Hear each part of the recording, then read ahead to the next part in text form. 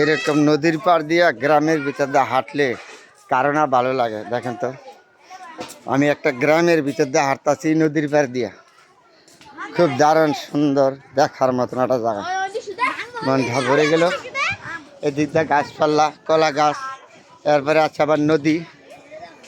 হ্যাঁ, গ্রামের ভিতরে ইতিহাস। গ্রাম তো গ্রামও, এই জায়গাটা খুব সুন্দর।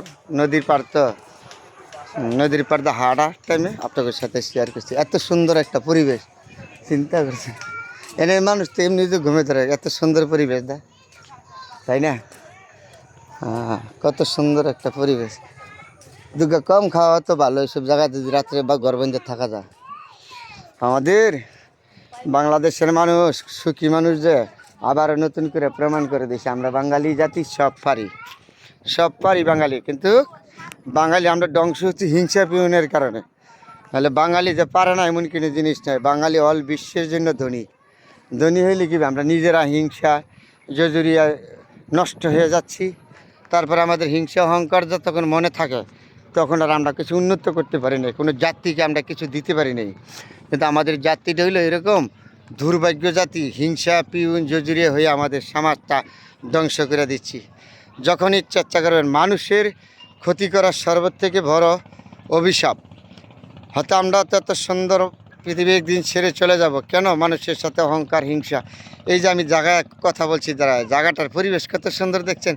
দুর্গা কম খাওয়া ভালো, অল্প কটা খাওয়া ভালো। অল্প কটা খাইলেও তো শান্তি। এই সমস্ত জায়গায় ঘরবাড়ি বানায় থাকলে শান্তি না, শান্তি না? তা আমরা যদি বিল্ডিংয়েও থাকি, বিল্ডিংয়ে এত শান্তিতে থাকতে পারতাম না। হয়তো আমরা থাকতে পারি বিল্ডিংয়ে, কিন্তু তারা যে শান্তি শৃঙ্খলা আছে, যে সুন্দর পরিবেশে আছে, এত সুন্দর পরিবেশ আমরা ভোগ করতে পারিনি। আজকে হয়তো আমি একটা গ্রামের ভিতরে আইসা আপনাদের সাথে শেয়ার করছি। জায়গার পরিবেশটা দেখছেন কত সুন্দর, তাই না? দেখে আমার মনটা ভরে গেল। হয়তো আমরা ইয়ে করতে পারি, বিল্ডিংয়ে ঘুমাইতে পারি, বিল্ডিংয়ে ঘুমাইতে পারি, টাকা খাইতে পারি, বিরিয়ানি খাইতে পারি। বিরিয়ানি না খাইয়া এইসব জায়গাদার থাকিয়া পান্তা ভাত খাইলে এতে ভালো থাকে।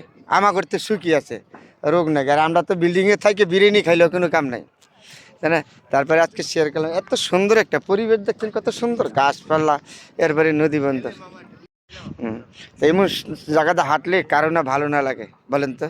তা আপনাদের সাথে শেয়ার করলাম। সুন্দর জায়গা কখনো দেখিনি।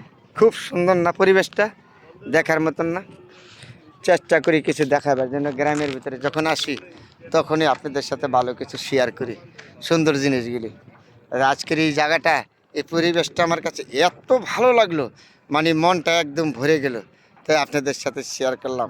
যেমন সবুজ শ্যামল, এদিক দিয়ে নদী আছে, নদী আছে, মানুষ আছে, এদিক দিয়ে মানুষ আছে, এদিক দিয়ে মানুষ আছে, নদী নালা আছে, নদী নালা আছে।